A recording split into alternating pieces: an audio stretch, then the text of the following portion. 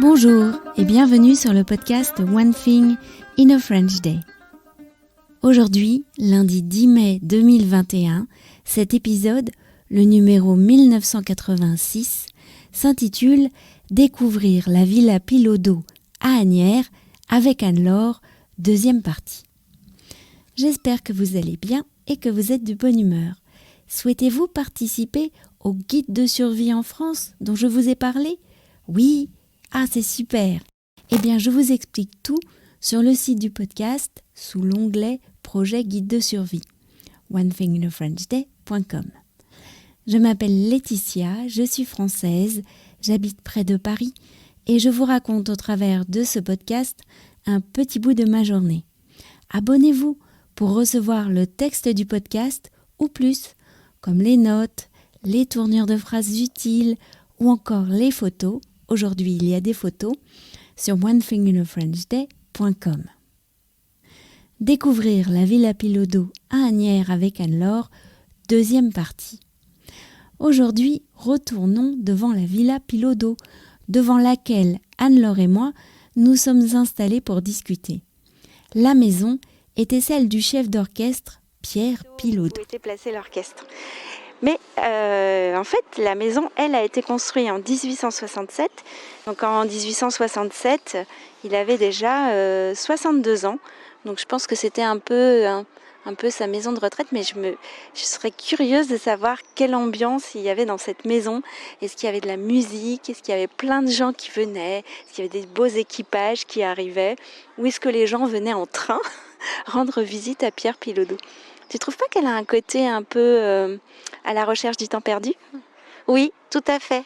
Et effectivement, on peut vraiment s'imaginer des fêtes à la fois cosy et à la fois entraînantes, de la musique. Ça devait être un très joli endroit en fait pour prendre sa retraite. Et elle est grande aussi, elle est quand même très très grande. Donc moi j'imagine même des artistes qui peut-être dormaient quelques jours dans l'une des chambres du haut. Ouais, c'est vrai. Et j'ai vu qu'elle était sur le document que tu avais trouvé de la ville d'Asnières, la décoration était de style corinthien. Mais je vois pas. Bon, il y a des espèces de frontons là, mais tu as une idée de pourquoi ? Moi, je me demande si c'est pas, on dirait presque des colonnes comme ça à côté des fenêtres. Est-ce que c'est pas... oui. Alors, je sais qu'il y a colonne ionique, colonne dorique. Est-ce qu'il n'y a pas colonne corinthienne ?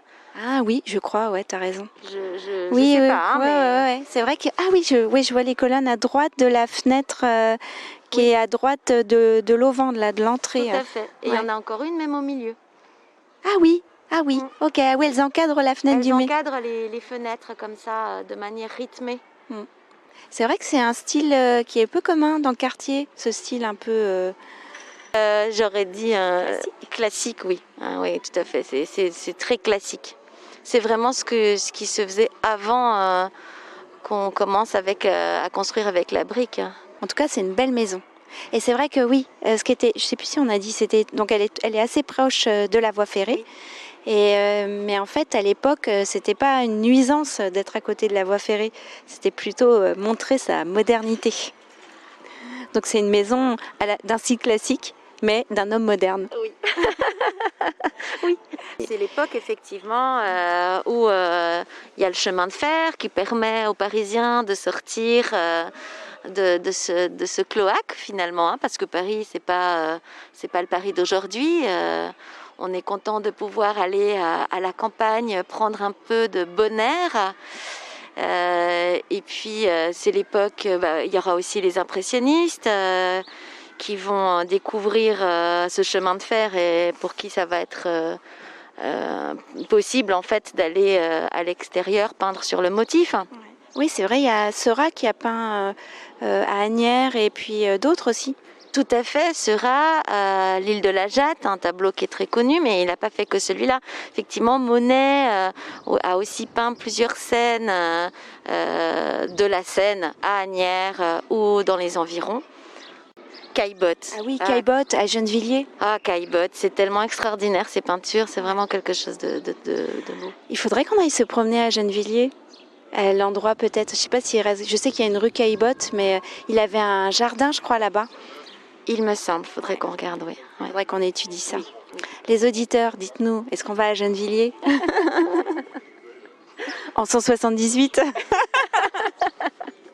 C'est toute une expérience. On pourra déjà vous raconter toute l'expérience du 178 et à mon avis, ça vaut l'écoute, puisqu'on ne peut pas dire le déplacement. Ouais, pour l'instant. Voilà. Bon, merci beaucoup Anne-Laure. Je t'en prie, c'est toujours un plaisir d'être avec toi, Laetitia. Plaisir partagé. Au revoir, chers auditeurs. Au revoir et à bientôt. Et oui, One Thing in a French Day, c'est fini pour aujourd'hui. Je vous retrouve mercredi pour un nouvel épisode du podcast. À bientôt, au revoir.